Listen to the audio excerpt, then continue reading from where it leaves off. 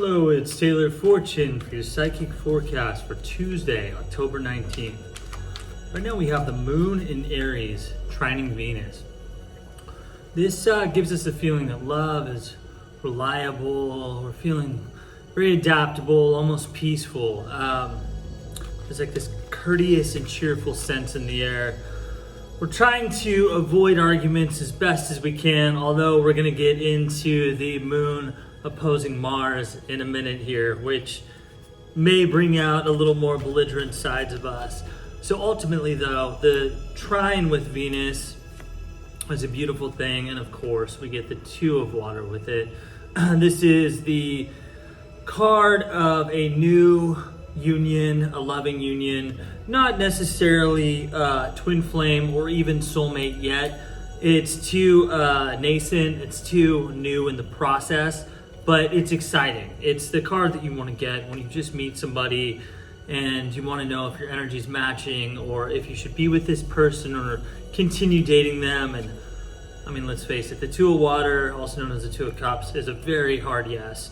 So enjoy that gentle, emotional, romantic connection, and know that right now with that trine, the moon trining Venus is very harmonious for romantic connection. Also, we have the moon sextiling Jupiter. This is beautiful. All things with Jupiter are beautiful. We're talking about good fortune. We're talking about expansion. You're talking about new horizons. We're talking about adventurous energy here. And with the moon in Aries in the sextile with Jupiter, we're looking at life with social success, material gain, optimism, popularity, just like things are going right. We're on the right frequency, the right wavelength. We are favored by the gods. Remember, Jupiter is the Roman name for Zeus, the god of the sky, the god of thunder, the god of heavens. Very powerful. Jupiter was married to Juno, or Hera, who is the asteroid of marriage. So there you go. So right now, as you're feeling attractive in your Jupiter energy here, we have the Two of Earth. It's about maintaining balance on the earthly plane. Everything you do has consequences, okay? So life is about making decisions. Oftentimes when we go in one direction, it's at the detriment to another direction. But that's okay because we're being decisive, we're trusting our instincts, and we are ultimately committing to something. Okay, the decisions we make are not always going to be perfect, but they are decisions. And as long as they're based on our heart, our spirit, and sometimes our material needs as well. We live in a world of matter, and material needs are very important. As long as our conscience dictates what decisions we make, then we can never go wrong. Okay, we can never go wrong. If things fall apart, it's probably because there was some karmic lesson that we had to learn from it, and there was a path that we had to walk in that decision-making process. So if you make one decision and lose something major in your life, there was something you needed to learn from that loss. So your soul can grow, evolve, change, transform, and ultimately bleed, Nothing is ever lost.